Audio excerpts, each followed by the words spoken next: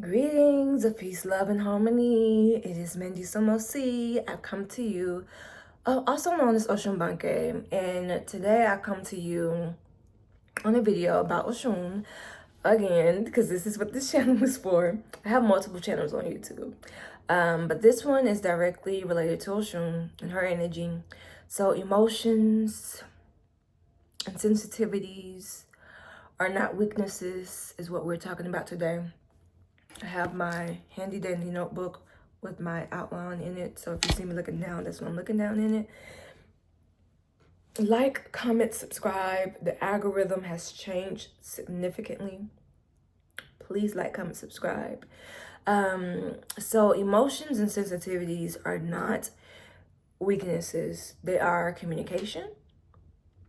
They are a portal and gateway to transformation and evolution. And they are an access of our awareness for other people's stuff. Because not all the time are the emotions and sensitivities we feel are for us or our stuff. But let me go through those things first and then we'll get to that last part. Right? So they are communication. Emotions and sensitivities are communication. And they usually communicate through triggers. Those triggers can be from our inner child. It could be from our ancestors, post-trauma, boundaries that we put in place. Like, it can be from a plethora of things, right?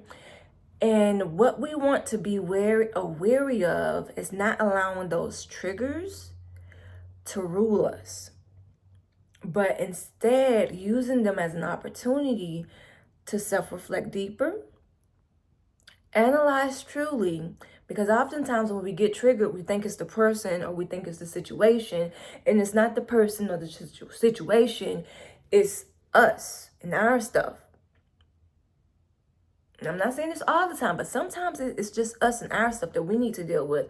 But because we're so hurt, we project onto others this past situation, and it's not even that. So we vilify them, we vilify the situation, we vilify the person, but in the root of it, they're not even what's underneath the surface of what's truly happening. What's truly happening, what's really triggering me, is the inner child stuff that I haven't worked through yet.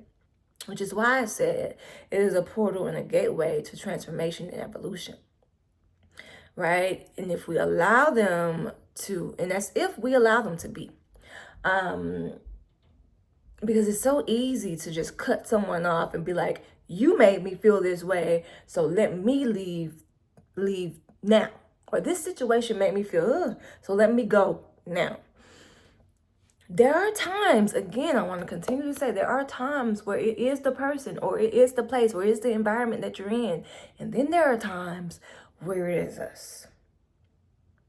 And we need to be able to tell the difference between it being them or us, right?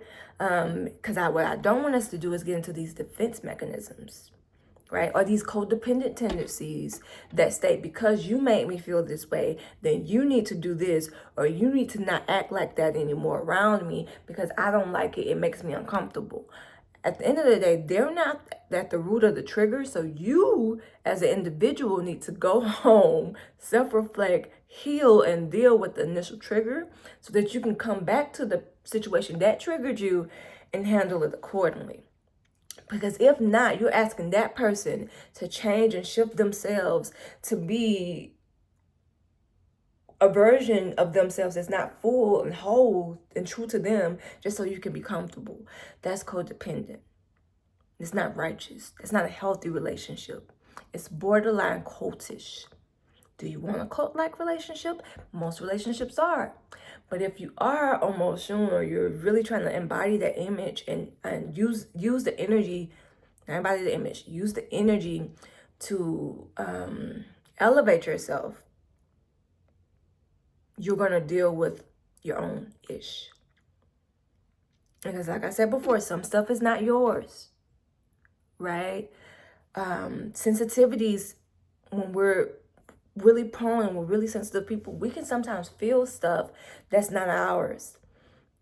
But that requires us to know what is ours in the first place. So if we're doing internal and deep self-reflection, we know what's ours and we know what isn't ours. If we're truly self-aware, then we know. If not, we're going to end up in situations where we're holding other people's stuff as our own. And we're feeling off in this, and we didn't allow the situation to completely shift and change our mood when it wasn't our stuff even to begin with. And sometimes we have these gifts of empathy, etc., to be able to help others. And most times we have these situations just to be aware. Because oftentimes, especially in this day and age, people ain't trying to hear from anybody else their issues. A lot of people have ego. And not a lot of people are trying to heal. So you have to learn to be aware and to just use your awareness to your advantage. Don't allow yourself to get into the trap of trying to fit somebody. That is not what your sensitivities are for. That is not what your empathy is for. It's just for your awareness. And if there's an opportunity, meaning that person has opened themselves up, or you've seen the opportunity in a different other type of way, then you can insert yourself. But do not be trying to control somebody, because that's also codependency, and trying to heal them when they didn't ask for all that. So that's it for today's TED Talk. Thank you for coming. Please be sure to like, comment,